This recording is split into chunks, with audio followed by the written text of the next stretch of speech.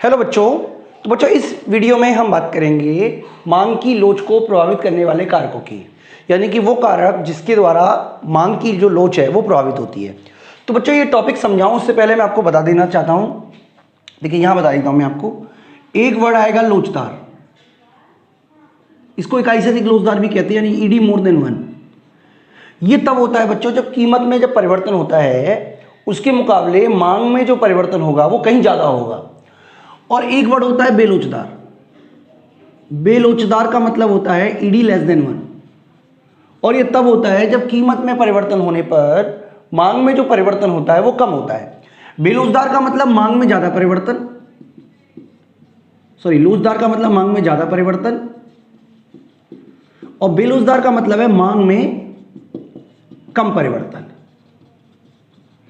तो बस आप इस बात को दिमाग में रखिएगा कि लोचदार का मतलब है मांग में ज्यादा परिवर्तन और बेलोचदार का मतलब है मांग में कम परिवर्तन। ये आप दिमाग में बिल्कुल फिट कर लीजिए।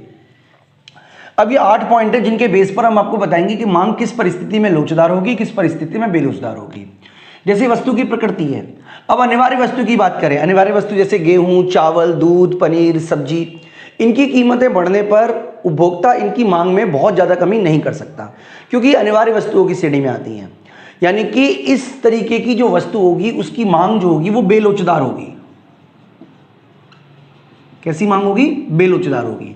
जबकि विलासिता वस्तु जैसे एसी है, कार है, या कहीं बाहर रेस्टोरेंट में खाना खाना कह लो, या कहीं घूमना कह लो, जब एक व्यक्ति की जब कीमत बढ़ जाती है तो उपभोक्ता क्या करता है, इन चीजों पे ज्यादा मांग में कमी कर सकता है। अनिवार्य वस्तु की मांग में तो वो ज्यादा कटौती नहीं कर सकता, लेकिन इन चीजों की मांग में वो ज्यादा कटौती कर सकता है। इसलिए इस स्थिति में मांग जो होती है वो लोचदार होती है।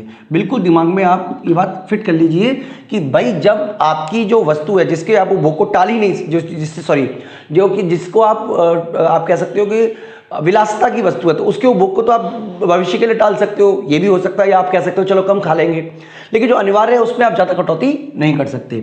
दूसरा है स्थानापन्न वस्तु की उपलब्धता, यानी कि वस्तु का कोई विकल्प है कि नहीं है। विकल्प है कि नहीं है, जैसे Tata sky, dish TV, Airtel, big TV, या जियो टीवी, एयरटेल। तो अगर इसमें एक ही कीमत अगर बढ़ती है तो दूसरे की जो मतलब आप दूसरे पे चले जाओगे। तो अगर मान लीजिए स्थानापन्न वस्तु उपलब्ध है, मान लीजिए आप यूज कर रहे हो, जैसे सपोज कीजिए मैं यूज करता हूं टाटा स्काई, ठीक है, और उसके कई सारे विकल्प हैं। अगर टाटा स्काई की कीमत बढ़ा दी तो अधिकतर लोग क्या करेंगे, उस टाटा स्काई को छोड़कर बाकी के सब प्लेटफॉर्म पे चले जाएंगे। इसलिए जिन वस्तुओं की स्थानापन्न उपलब्ध होती है उसकी मांग लोचदार होती है, यानी कि ऐसी वस्तु की कीमत में परिवर्तन होने पर मांग में ज्यादा परिवर्तन आएगा। जबकि जिन वस्तुओं की उपलब्ध नहीं होती उनकी मांग जो होती है वो बेलोचदार होती है। यानी कि कीमत में परिवर्तन होने पर ऐसी वस्तुओं की मांग में कम परिवर्तन आएगा जिसका कोई विकल्प नहीं है। क्योंकि विकल्प नहीं है तो इसका मतलब कीमत बढ़ाने पर भी उपभोक्ता उसे छोड़ के कहीं जा नहीं सकता, इसलिए मांग में कम परिवर्तन होगा। तीसरा है वस्तु के विभिन्न उपयोग। देखिए कई सारी वस्तु ऐसी होती है जिनका उपयोग एक होता है या एक दो होते हैं, और कई सारी ऐसी वस्तु होती है जिनके उपभोग कई सारे होते हैं। जैसे बिजली है, बिजली आप खाने के लिए भी यूज कर सकते हो, एसी के लिए भी यूज कर सकते हो, टीवी के लिए भी यूज कर सकते हो, फ्रिज के लिए भी यूज कर सकते हो। तो अगर कीमत में वृद्धि होती है जिसके अधिक, मैंने दोनों कम लिख दिया, अधिक उपयोग होते हैं, तो आप थोड़ा थोड़ा अगर सभी में से उपभोग को काटोगे तो आपकी जो मात्रा में परिवर्तन होगा वो कहीं ज्यादा होगा। इसका मतलब जिसके अधिक उपभोग होते हैं उसकी मांग जो होगी वो लोचदार होगी, क्योंकि कीमत में परिवर्तन होने पर मांग में ज्यादा परिवर्तन होगा। लेकिन वहीं अगर मान लीजिए सिंगल यूज है तो अगर उसकी कीमत बढ़ जाएगी तो भी उसका सिंगल यूज होगा, ठीक है, या दो यूज है तो उसके दो यूज होते रहेंगे, ज्यादा कटौती आप कर नहीं सकते हो। इसलिए इस स्थिति में जब कम उपयोग होता है तो उसकी मांग जो होती है वो बेलोचदार होती है। ये आप दिमाग में रखिएगा। उपभोग का स्थगन। देखिए जिन चीजों के उपभोग को आप भविष्य के लिए टाल सकते हो, जैसे आप क्या कर सकते हो, मूवी देखने को टाल सकते हो, या आप मकान खरीदने को टाल सकते हो, या आप विदेश घूमने को टाल सकते हो, तो उसकी मांग लोचदार होगी। लेकिन जिनको टाला नहीं जा सकता, जैसे किताबों को नहीं टाला जा सकता, पढ़ाई को नहीं टाला जा सकता, इसके अलावा आप कह सकते हो कि खाने को नहीं टाला जा सकता, तो जिनको टाला नहीं जा सकता, ठीक है, उपभोग का स्थगन संभव है तो लोचदार होगी, और संभव नहीं है तो मांग जो होगी वो बेलोचदार होगी। ये आप दिमाग में रखिएगा बिल्कुल सही तरीके से, क्योंकि जिनको टाला नहीं जा सकता इसका मतलब अनिवार्य वस्तु, इसलिए मांग बेलोचदार ही होगी। उपभोक्ता की अगर आदत पड़ जाती है, अगर वो हैबिचुअल हो जाता है, तो इसका मतलब मांग जो होगी वो बेलोचदार होगी। क्योंकि जिसको की आदत पड़ गई, मान लीजिए किसी को वाइन की आदत पड़ गई, तो वो ऊंची कीमत देके भी वाइन को खरीदेगा, क्योंकि उपभोक्ता की आदत में शुमार है। तो जिन चीज़ों के प्रति उपभोक्ता की आदत डेवलप हो जाती है, उनकी मांग जो होती है वो बेरोजगार हो जाती है। अगला बात करें बच्चों उपभोक्ता का आय स्तर, तो अगर बहुत अमीर व्यक्ति है तो इससे कोई फर्क नहीं पड़ता कीमत बढ़ने पर, उस पर क्या फर्क पड़ रहा है भाई। मान लीजिए अगर कार जो है 50 लाख की जगह 55 लाख की हो जाए तो उस पर क्या फर्क पड़ रहा है, कोई फर्क नहीं पड़ेगा, क्योंकि उसकी आय इतनी ज्यादा है। जो निम्न और मध्यम वर्गीय आय के लोग हैं उनकी मांग जो होती है वो लोचदार होती है, क्योंकि कीमत बढ़ने का असर इन व्यक्तियों पर ज्यादा पड़ता है, लेकिन जो बहुत अमीर होते हैं उनकी मांग पर कोई बहुत असर नहीं पड़ता। इसके अलावा बच्चों समय तत्व की भी भूमिका होती है मांग की लोच को निर्धारित करने में। अगर मान लीजिए अल्पकाल है, देखिए अल्पकाल में ना व्यक्ति की रुचि बदलती है, ना फैशन बदलता है, ना कुछ और बदलता है, ना प्राथमिकताएं बदलती हैं, तो आप कोई विकल्प नहीं ढूंढ पाते हो। ठीक है, जब आप विकल्प नहीं ढूंढ पाते हो तो आपकी जो मांग होगी उसमें कम परिवर्तन आएगा, यानी कि मांग बेलोचदार हो गई।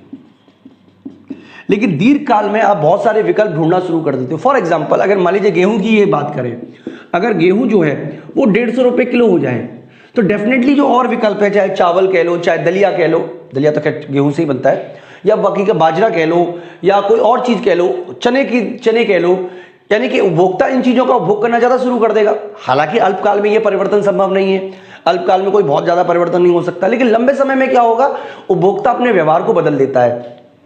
ठीक है, तो दीर्घकाल में जो मांग होगी वो कैसी होगी, लोचदार होगी। इसके अलावा वस्तु पर किया गया खर्च का अनुपात, अगर मान लीजिए किसी व्यक्ति की इनकम 50,000 रुपये मान लीजिए, और उस पर वो केवल 2% या 1% ही खर्च करता है, मान लीजिए 500 रुपये कोई खर्च करता है, और उसकी कीमत बढ़ जाए तो क्या फर्क पड़ रहा है, कोई खास फर्क पड़ेगा नहीं। यानी कि अगर कम अनुपात खर्च कर रहा है अपनी इनकम का, तो जो मांग है वो बेलोचदार होगी। लेकिन अगर बहुत बड़ा अनुपात वो खर्च कर रहा है तो उसका पूरा का पूरा बजट बिगड़ जाएगा, जिसकी वजह से वो मांग में कटौती करेगा। यानी कि अगर अधिक अनुपात में खर्च कर रहा है तो मांग जो होगी बच्चों वो लोचदार होगी, ये आपको अपने दिमाग में रखना है। यानी कि बेलोचदार मांग कब होगी, बेलोचदार मांग तब होगी जब कम अनुपात में खर्च कर रहा है, और जब ज्यादा अनुपात में खर्च करेगा तो मांग जो है वो लोचदार होगी। तो इस तरीके से बच्चों हमारे मांग की कीमत लोच को प्रभावित करने वाले जो पॉइंट है वो कंप्लीट होता है। इस वीडियो में इतना ही बच्चों, मैं उम्मीद करता हूं कि आपको कंसेप्ट समझ में आ गया होगा। अभी के लिए इतना ही, थैंक यू।